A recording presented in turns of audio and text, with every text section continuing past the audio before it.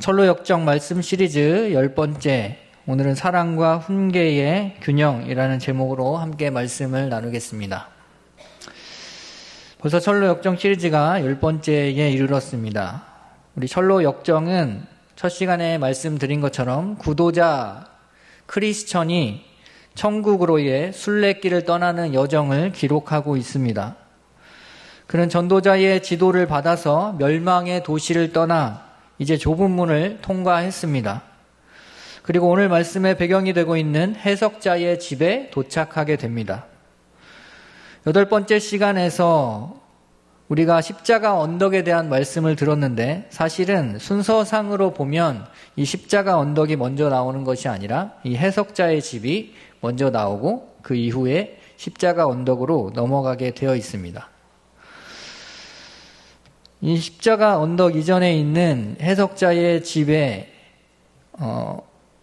크리스천이 도달하게 된 이유가 있습니다. 왜 해석자의 집에 먼저 들어가야 했겠습니까? 먼저 예수 그리스도를 아는 그의 지식 또 믿음이 아직 확실히 그 안에서 잘 정착되어 있지 않기 때문입니다.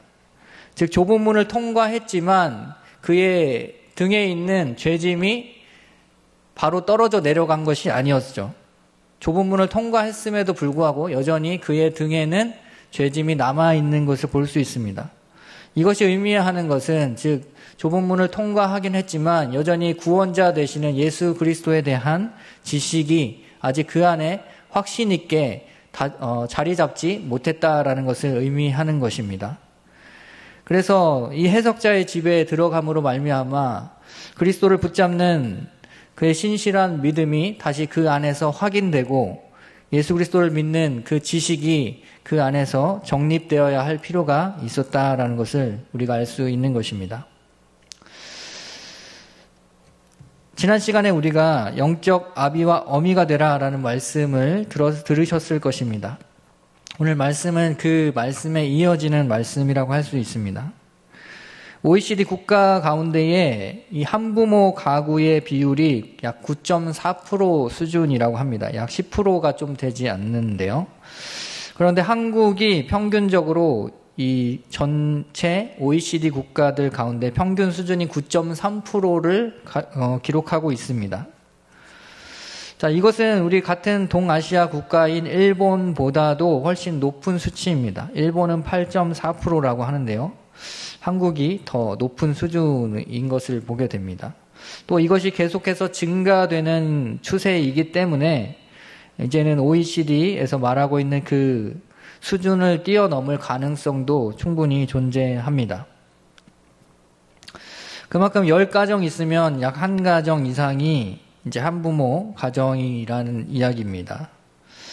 그런데 이 한부모 가정이라고 하면 보통은 이제 한 가정 안에 한 부모, 즉 어머니가 있거나 혹은 아버지가 있거나, 즉 어머니가 결핍되어 있거나 아버지가 결핍되어 있는 경우를 가리킵니다. 그런데 이러한 한 부모 가정이 직면하고 있는 여러 가지 사회 문제들이 있습니다. 가장 크게는 경제적인 궁핍이 있습니다. 이 한부모 가정은 양부모 가정에 비해서 약 4배 이상 경제적인 사정이 열악해질 확률이 크다라고 사회적인 조사로 나타나 있습니다. 그렇지만 오늘 말씀에서는 경제적인 그러한 궁핍보다도 이 한부모 가정이 가지고 있는 자녀 양육의 문제에 대해서 한번 살펴보고자 합니다. 즉 건강한 자녀가 양육이 되려면 영적 아비와 영적 어미가 있어야 하는 것처럼 아버지와 어머니의 영향을 균등하게 받아서 그 아이가 자라가야 한다라는 것입니다. 그런데 한부모 가정은 그러기가 쉽지 않습니다. 우리의 영적 생활도 마찬가지입니다. 우리 건강한 영적 성장을 위해서는 영적 어미와 영적 아비의 균등한 영향으로 이루어져야 합니다. 영적 어머니 혹은 영적 아버지만 있다면, 즉 한 사람만 있다면 이 한 사람이 두 사람 역할을, 두 사람 몫을 해 주어야 합니다. 오늘 본문의 말씀에 보게 되면 사도 바울이 2차 전도 여행 가운데 주 약 50년에서 53년경 짧은 기간 체류하면서 개척한 교회, 그리스에 있는 데살로니가 교회를 향하여서 편지하고 있는 것을 볼 수 있습니다. 특별히 이 데살로니가 교회에 사도 바울이 편지할 때에 교인들의 영적인 필요를 깨닫고 그들의 성장을 독려하면서 일종의 양육 편지를 기록했다는 것을 볼 수 있습니다. 즉, 이 편지는 일종의 사도 바울의 영적인 지도, 영적인 영성을 지도하는 성격을 가지고 있습니다. 이 철로역정의 저자인 존 버년이 살고 있던 시대에도 영적인 지도의 중요성은 중요한 의미를 가지고 있었습니다. 존 버년과 같았던 청교도 리처드 백스터는 그의 책 참목자상에서 회심은 했지만 영적으로 연약하고 미성숙한 이들을 향한 영적 지도를 게을리하지 말아야 한다고 가르치고 있습니다. 존 버년이 철로역정에서 좁은 문을 통과한 순례자 크리스천을 해석자의 집으로 초대한 이유도 바로 이 영적인 지도와 관련이 있는 것입니다. 즉, 영적 아비와 영적 어미의 가르침에 따라서, 영향에 따라서 영적인 지도를 받은 영적인 자녀만이 온전한 하나님의 백성으로서 또 영향이 결핍되어 있지 않은 하나님의 사람으로서 자라갈 수 있다라는 것입니다. 해석자의 집에 들어서자마자 비밀의 방 벽에 걸려있던 초상화가 있었습니다. 이 초상화가 바로 영적 지도자의 표상이었습니다. 즉, 영적 지도자는 이러한 모습을 가지고 있다라는 것을 이 해석자가 크리스천에게 설명해 주는 것을 볼 수 있습니다. 초상화의 모습은 이러했습니다. 그림에 있는 사람의 눈은 하늘을 향하고 있었으며 그의 손에는 최고의 책이 들려 있었고 그의 입술에는 진리의 법칙이라고 기록되어 있었다. 그의 등 뒤에는 세상이 있었다. 그 사람은 사람들에게 간청하듯 서 있었으며 머리에는 황금 면류관을 쓰고 있었다. 해석자는 왜 이 그림을 순례자 크리스천에게 보여주었겠습니까? 해석자의 해석을 들어보면 그 이유를 알 수 있게 됩니다. 해석자는 이렇게 말합니다. 그림에 있는 사람은 1000명 가운데 1명 있을까 말까 한 사람입니다. 그분은 아이를 낳을 수 있으며 해산의 고통을 알고 있고 스스로 낳은 자녀를 양육할 수 있는 분입니다. 당신이 보시는 바와 같이 그의 눈은 하늘을 올려다보고 있고 그의 손에는 최고의 책이 들려 있습니다. 그의 입술에는 진리의 법이 기록되어 있습니다. 이것이 의미하는 바는 그분이 하시는 일이 참된 진리 안에 있고 또 죄인들에게 그 어둠을 밝히 드러내 보이는 데 있다는 것입니다. 또한 당신은 그분이 마치 사람들에게 탄원하듯 서 있는 모습을 보셨을 것입니다. 반면에 당신은 그분의 뒤로 세상이 펼쳐져 있고 그분의 머리에 면류관이 씌어져 있는 것을 보셨을 것입니다. 이것은 주님께 드리는 봉사를 사랑하여서 이 세상의 것들을 가볍게 보고 무시했다는 것을 의미합니다. 그분은 봉사에 대한 상급으로 영광을 얻을 것을 확신하였습니다. 내가 이 그림을 첫 번째로 보여주는 이유는 그 그림 속에 있는 그분만이 주님께서 인정하신 당신의 지도자이고 당신이 길에서 만나는 어려움을 도와주실 분이기 때문입니다. 주의를 기울이고 당신이 본 것을 기억하십시오. 당신이 여행하는 중에 바른 길을 인도하는 것처럼 가장하는 자들에게 속지 마십시오. 해석자는 이렇게 그 그림에 있는 사람을 묘사하면서 설명해 주고 있습니다. 그림이 가지고 있는 의미를 해설해 주고 있습니다. 여기서 말하고 있는 그림의 인물이 누구입니까? 바로 참된 목자를 가리키는 거예요. 즉, 이 크리스천이 영적 지도를 받아야 하는데 이 영적 지도를 해줄 사람이 바로 이런 참된 목자라는 것입니다. 즉, 오늘 우리가 말하려고 하는 영적 아비와 영적 어미, 즉 우리가 닮아가려는 영적 아비와 영적 어미의 본이 이 참 목자 안에 드러나 있는 것입니다.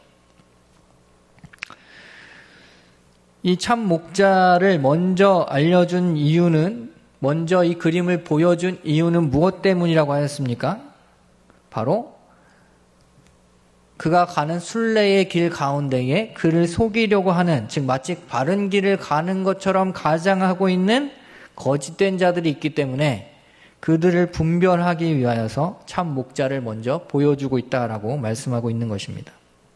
즉 우리가 참된 목자를 알아야 거짓 목자를 구별해내고 분별할 수 있는 것입니다. 그래서 해석자는 먼저 이 참 목자의 상을 먼저 크리스천에게 보여주고 다음 방으로 넘어가는 것을 볼 수가 있습니다. 지난 시간에 김선미 전도사님을 통하여서 우리 해석자의 집에서 어떠한 일들이, 어떠한 방이 있었는지 몇 가지 살펴보았습니다. 물 뿌리는 그 하녀 모습이 있었고, 또 물을 그 벽난로에 물을 붓는 그 사탄, 하지만 그 뒤편에서 끊임없이 그 기름을 붓고 있었던 예수님의 모습, 또 생각이 나실 것입니다. 오늘 역시도 이 해석자는 크리스천에게 다양한 방에서 여러 가지 가르침을 주게 되는데, 그가 영적 아비와 또 영적 어미로 서기 위하여서, 또 참된 목자로 서기 위하여서 주의해야 할 것에 대해서 말씀하고 있습니다. 즉 그는 이 순례의 길을 걸어가는 동안에 영적인 지도를 또한 받아야 할 자로서 크게 두 가지를 받아야 한다라고 오늘 말씀을 통하여서 소개해주고 있습니다. 첫 번째는 격려입니다. 이것은 영적 어머니의 역할이라고 할 수 있습니다. 즉 영적 어머니를 만나서 영적 어머니로부터 받는 격려가 필요하다라는 것입니다.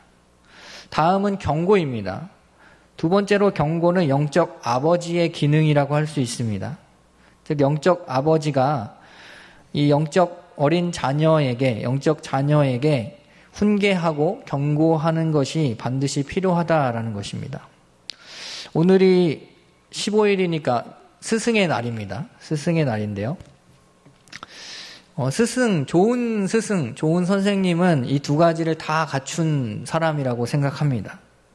즉, 이 영적 아비와 어미가 가지고 있었던 장점들, 즉, 격려하고 사랑하는 그 마음도, 어머니의 따뜻한 자애로운 마음도 있어야 하고, 또 아버지와 같이 때로는 잘못한 것이 있을 때 따끔하게 경고하고 훈계할 수 있어야 좋은 스승이 되는 것입니다. 계속해서 말씀을 보게 되면 이것이 만약에 한 가지가 결핍이 된다면 문제가 발생할 수 있습니다. 만일 영적 자녀에게 격려가 없이 그저 경고와 훈계만 주어지면 어떻게 되겠습니까? 그는 건강하고 또 자신감을 가진 영혼으로 자라날 수 없게 됩니다. 늘 위축되고 늘 마음에 두려움을 가지고 살아가게 됩니다. 반대로 어린 영혼에게, 영적 자녀에게 격려만 있고 적절한 경고와 훈계가 주어지지 않는다면 어떻게 되겠습니까? 이 자녀는 방종에 빠지게 되는 것입니다. 즉 그 영혼이 잘못된 길에 가고 있음에도 불구하고 다른 사람들의 말에 기울이지 않으며 경고에 반응하지 않아서 결국에는 자기 식대로, 자기 마음대로 생각하는 대로 살아가는 방종한 영혼이 되어버리는 것입니다. 그래서 오늘 말씀을 통하여서 이 두 가지, 즉 영적 어미가 줄 수 있는 격려와 영적 아비가 주는 경고가 함께 조화를 이루어야 한다라는 것을 말씀을 통하여서 살펴보기를 원합니다. 다시 철로 역정에 등장하는 해석자의 집으로 돌아가 남아있는 장소들을 살펴보아야 합니다. 그래서 오늘 첫 번째로 이 첫 번째 형태, 영적 어머니는 그 사랑을 통한 소망을 우리에게 공급해 줍니다. 영적 어미는 사랑을 공급해 주는 역할을 합니다. 사도 바울은 데살로니가 교회 성도들에게 그리스도의 사도된 영적인 권위를 주장하지 않고 도리어 자신이 영적인 유모가 되어서 유모의 심정으로 그들에게 다가가겠다고 말씀하고 있습니다. 데살로니가전서 2장 7절의 말씀입니다. 같이 한번 보겠습니다. 우리는 그리스도의 사도로서 마땅히 권위를 주장할 수 있으나 도리어 너희 가운데서 유순한 자가 되어 유모가 자기 자녀를 기름과 같이 하였으니, 즉 사도 바울이 그 교회를 설립하고 개척을 하고 그 교회에서 성도들에게 당연히 자신이 사도로서 또 지도자로서 권위를 주장할 수 있지만 자신은 그렇게 하지 않았다고 말하고 있습니다. 영적 유모의 심정으로, 즉 어머니의 심정으로 그들을 품어주었다라는 것을 고백하고 있는 것입니다. 즉 한 영혼이 자라가기 위해서, 영적인 아이가 성장해 나아가기 위해서는 어머니의 따뜻한 사랑이 필요하다라는 것을 우리에게 보여주고 있는 것입니다. 사도 바울은 계속해서 자신이 어떤 사랑으로 데살로니가 교인들을 사랑했는지 말씀하고 있습니다. 데살로니가전서 2장 8절을 또 보겠습니다. 우리가 이같이 너희를 사모하여 하나님의 복음뿐 아니라 우리의 목숨까지도 너희에게 주기를 기뻐함은 너희가 우리의 사랑하는 자 됨이라. 사도 바울은 그 데살로니가 성도들을 어찌나 사랑했는지 자기의 목숨까지도 줄 수 있는 사랑으로 그들을 사랑했다라고 말씀하고 있습니다. 바로 이러한 모습이 우리가 우리의 영적인 또 부모님으로부터, 또 우리의 육신의 부모님으로부터 느낄 수 있는 사랑이 아니겠습니까? 이 사랑은 자신의 희생만으로 그치는 사랑이 아닙니다. 이것은 자식을 걱정하면서 자식의 미래를 생각하는 또 어머니의 사랑이라는 것을 기억해야 합니다. 그래서 사도 바울은 단순히 자기가 데살로니가 교인들을 이만큼 사랑하고 있다라고만 말하는 것이 아니라 너희들이 이러한 소망을 갖기를 원한다. 너희가 정말 하나님의 자녀이고 또 나의 가르침을 받는 영적인 자녀라면 너희에게 이런 소망이 있기를 원한다라고 권면하고 있습니다. 그게 데살로니가전서 1장 3절에 나타나 있는데요.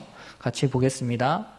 너희의 믿음의 역사와 사랑의 수고와 우리 주 예수 그리스도에 대한 소망의 인내를 우리 하나님 아버지 앞에서 끊임없이 기억함이니. 사랑의 수고가 소망의 인내로 이어지고 있다는 것을 사도 바울은 잘 알고 있었고 데살로니가 교인들에게 이것을 기대하고 있었다라고 말하고 있습니다.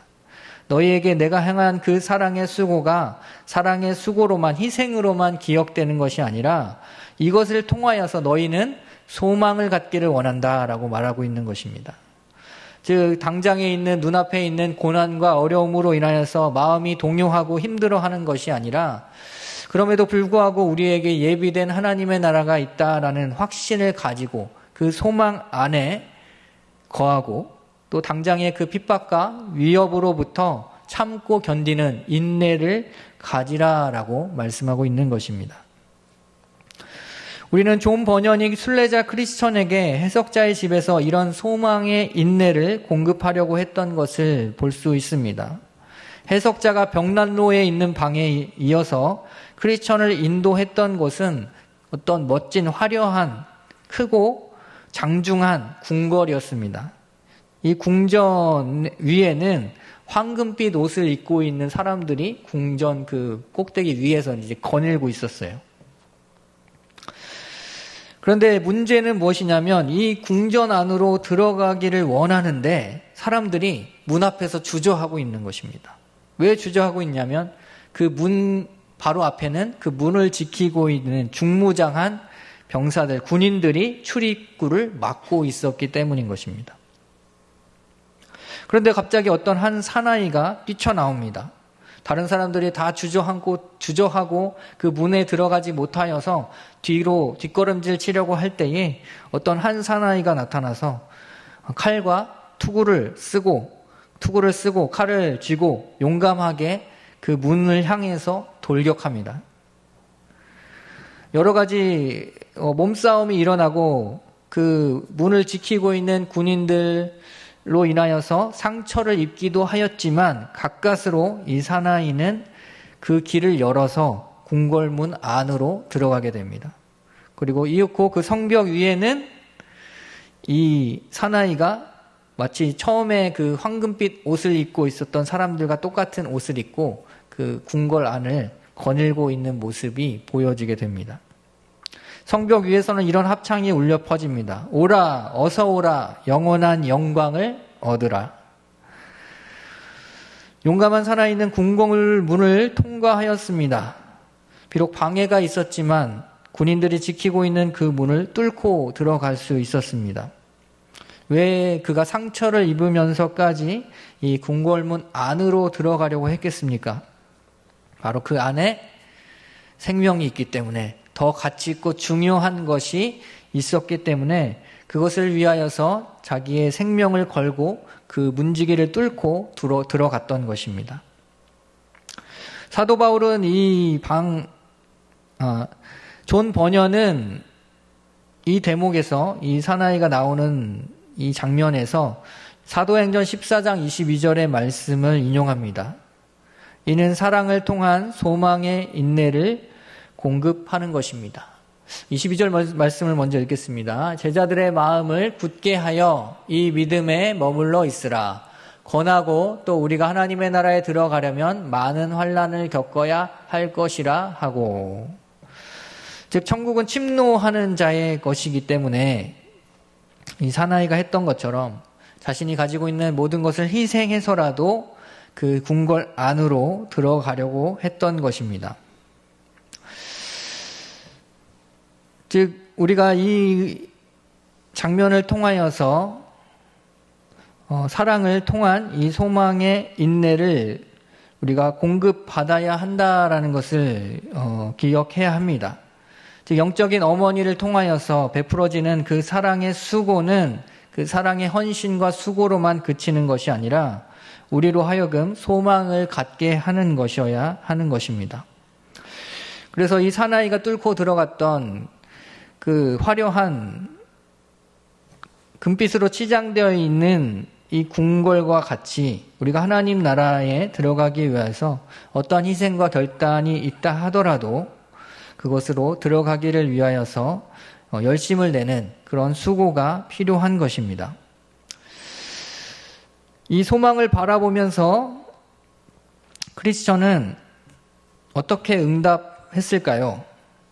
이 사나이의 모습을 바라보았던 크리스찬은 이렇게 말합니다. 그는 빙그레 웃으면서 무엇을 의미하는지 이제 알겠습니다. 이제 저는 가던 길을 계속 가겠습니다. 그런데 해석자는 이 크리스찬의 길을 만류합니다. 아직은 아닙니다. 아직은 당신이 더 보아야 할 것이 있습니다. 라고 이야기합니다. 아직 그가 받아야 하는 영적인 지도가 남아있기 때문입니다. 그 지도는 무엇입니까? 우리가 두 번째로 살펴볼 바로 영적 아버지로부터 얻게 되는 훈계입니다. 우리는 영적 아비의 훈계가 필요합니다. 사도 바울은 데살로니가 성도들에게 영적인 어머니로만 남기를 원하지 않았습니다. 그래서 데살로니가전서 2장 11절 말씀 한번 같이 보겠습니다. 너희도 아는 바와 같이 우리가 너희 각 사람에게 아버지가 자기 자녀에게 하듯 권면하고 위로하고 경계하노니. 아멘. 즉 사도 바울은 데살로니가 성도들로 하여금 그가 그들을 얼마나 사랑하고 있는지, 그가 유모의 즉 어머니의 심정으로 그 자녀들을 얼마나 사랑하고 있는지 뿐만 아니라 또한 아버지로서 때로는 엄격하게 그들을 가르치고 훈계해야 할 필요를 가지고 있었다는 것입니다. 그래서 기꺼이 그들의 영적인 성장을 위하여서 영적 아비의 역할을 감당하고 있는 것을 보게 됩니다. 여기서 가장 중요한 것은 영적 아버지의 역할이 무엇이냐라는 것입니다. 영적 아버지의 역할은 권면과 경계로 정의할 수 있습니다. 위로와 칭찬은 영적인 어머니로부터 공급을 받을 수 있기 때문에 아버지로부터는 권면과 경계가 필요한 것입니다. 데살로니가전서 2장 12절에는 왜 우리에게 경계가 필요한지 말씀하고 있습니다. 이는 너희를 부르사 자기 나라와 영광에 이르게 하시는 하나님께 합당히 행하게 하려 함이라. 아멘. 즉 우리가 하나님 나라의 백성으로서 하나님 나라의 백성답게 살아가기 위해서, 합당히 행하기 위하여서 권면과 경계가 필요하다라는 것입니다. 마침내 우리가 도달해야 할 그 하나님 나라에 우리가 영광스럽게 입성하기 위해서는 바로 우리의 길을 올바른 길로 인도해 주는 경계가, 권면이, 훈계가 필요한 것입니다. 때로는 권면과 경계가 듣기 싫을 때가 있습니다. 그것이 우리를 쿡쿡 찌르고 아프게 할 때가 있을 것입니다. 하지만 그럼에도 불구하고 이것은 반드시 우리 자신을 위하여서, 우리의 영생을 위하여 꼭 필요한 것입니다. 오늘날에는 자녀 교육에 있어서 이런 권면과 경계가 많이 사라지고 있는 추세입니다. 하지만 이것은 자녀들의 미래를 생각할 때 결코 바람직하지 않습니다. 해석자의 집에서 그래서 크리스천은 두 가지 경계의 그림을 목격하게 됩니다. 첫 번째 그림은 철창에 갇혀있는 남자를 보게 됩니다. 그는 칠흑같이 캄캄한 방 안에서 슬픈 얼굴을 가지고 고개 숙인 채 땅을 바라보고 있었습니다. 그리고 이따금씩 큰 한숨을 쉬면서 마치 하늘이 무너질 것 같은 표정을 하고 있었습니다. 크리스천이 이 사람에게 물어보았습니다. 당신은 누구십니까? 그가 대답합니다. 지금은 나의 본래 모습이 아닙니다. 원래 나는 새 예루살렘에 들어가기에 부족함 없는 사람이었습니다. 그런데 어느 날 마귀의 유혹에 넘어가서 욕심을 따라 살다 보니 이렇게 절망의 철창 가운데 갇히고 말았습니다. 이어서 그가 절규합니다. 나는 이 두 손으로 그분을 다시 십자가에 못 박았습니다. 그분의 인격을 모독했습니다. 그분의 의로움을 짓밟고 은혜의 성령을 욕되게 했습니다. 이제는 내가 말씀을 읽어도 믿음이 회복되지 않고 회개하고 싶어도 회개가 나오지 않아요. 해석자는 크리스천에게 이렇게 말합니다. 이분의 비참한 처지를 잊지 마십시오. 때로 당신도 이런 자리에 도달할 수 있습니다. 크리스천은 조심해서 앞으로 내가 기도하며 살겠습니다 라고 대답합니다. 이때 해석자는 한 가지 더 크리스천에게 보고 갈 것이 있다라고 그를 이끕니다. 두 번째 크리스천에게 보여진 광경은 침실에서 오들오들 떨고 있는 한 남자의 모습이었습니다. 해석자가 이 남자에게 왜 그렇게 떨고 있는지 이야기해보라고 해야 했습니다. 이 남자는 이렇게 말합니다. 꿈을 꾸었는데 칠흑처럼 어둡고 불바다로 번져있는 땅에 하늘구름 위에 앉으신 분이 나팔 소리와 함께 죽은 자들이여 심판의 자리로 나오라 라고 명령하셨습니다. 알곡과 가라지가 구별되고 천국과 지옥이 갈라지는데 나는 갑자기 내가 지은 죄가 떠올라서 내 양심의 고발로 이렇게 번민하고 있습니다. 나는 솔직히 심판대 앞에 설 준비가 되어 있지 않습니다. 나는 진노하시는 심판장의 얼굴을 바라볼 수가 없습니다. 해석자는 크리스천에게 묻습니다. 당신은 혹시 이런 일들을 생각해 보셨습니까? 크리스천은 솔직히 이렇게 대답합니다. 소망이 생기지만 한편으로는 두렵습니다. 여러분은 어떻습니까? 여러분은 이 철창에 갇힌 남자, 또 침실에서 오들오들 바들바들 떨고 있는 이 남자의 모습 속에서 혹은 우리 자신의 모습을 비춰볼 수 있진 않습니까? 여러분은 이 심판의 날이 우리에게 당장 찾아올 수 있으리라는 생각을 해보신 일이 있으십니까? 해석자는 진지하게 말합니다. 소망과 두려움은 함께 간직할 선물입니다. 소망과 두려움은 함께 간직해야 할 선물입니다. 즉 하나님께서 우리로 하여금 천국에 대한 소망을 갖게 하는 것, 즉 구원의 확신을 갖게 하는 것 너무나 감사하고 은혜로운 일이지만 그럼에도 불구하고 우리가 천성을 향하여 나아가는 그 순례길 가운데 무엇이 있어야 합니까? 두려움이 있어야 한다고 말하고 있습니다. 새 예루살렘으로 가는 동안 길에서 이 모든 일을 명심하고 묵상하십시오. 해석자는 한 번 더 크리스천에게 주의를 줍니다. 그리고 그 나라의 소망으로 당신이 힘을 얻기를 원합니다. 그러나 또한 심판의 날에 부끄러움이 없도록 늘 두려워하며 길을 가십시오. 우리는 하나님께 대한 두려움, 즉 경외함이 있어야 하는 것입니다. 그 경외함이 우리로 하여금 거룩함으로 이끌기 때문입니다.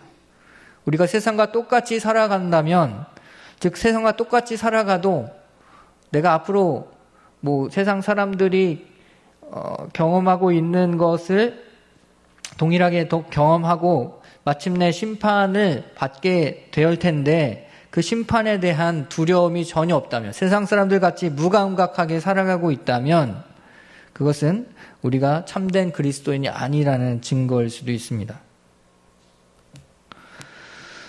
그러므로 우리 해석자가 말했던 것처럼 크리스천에게, 또 천성을 향해 나아가는 오늘의 순례자인 우리에게 지금 말씀이 우리 가르쳐주고 있는 것은 영적인 아버지의 훈계를 들어야 한다는 것입니다. 잠언 13장 1절의 말씀을 같이 보겠습니다. 지혜로운 아들은 아비의 훈계를 들으나 거만한 자는 꾸지람을 즐겨 듣지 아니하느니라. 바라기는 우리 모두가 거만한 자가 아니라 지혜로운 아들이 되어서 우리의 영적인 아버지의 훈계를 듣고 우리의 길을 돌이킬 수 있는 은혜가 있기를 소망합니다. 이 시대의 성도들은 영적인 부흥을 경험하기 위해서 무엇이 필요합니까? 바로 영적인 아버지, 영적인 어머니의 지도가 필요합니다. 이러한 경건한 두려움, 경외야말로 우리로 하여금 거룩한 삶을 살도록 만드는 성화를 촉진시킵니다. 지금 이 시대는 경건한 두려움이 상실되어 가는 시대라고 말합니다. 그래서 우리 안에 참된 회개도 회복도 없는 우리가 영적인 철창에 갇힌 신세가 되고 마는 것입니다. 그러므로 우리가 참된 영적 자유를 누리기 위해서는 우리의 거룩함을 회복해야 합니다. 이 시대의 크리스천에게 필요한 것은 우리 육신의 만족과 안위가 아니라 영적인 거룩함입니다. 이러한 거룩을 갈망하기 위해서 필요한 것이 바로 두려움입니다. 구원의 확신이 물론 우리 가운데 필요하지만 성도에게는 마지막 때 우리의 삶의 결산을 받을 심판의 날이 있다는 사실을 기억하고 늘 하나님 앞에서 경외함을 가지고 살아가야 합니다. 사도 바울은 세속화의 덫에서 헤어나지 못하는 고린도 교회 성도들에게 이렇게 말씀하였습니다. 고린도후서 7장 1절의 말씀 마지막으로 읽겠습니다.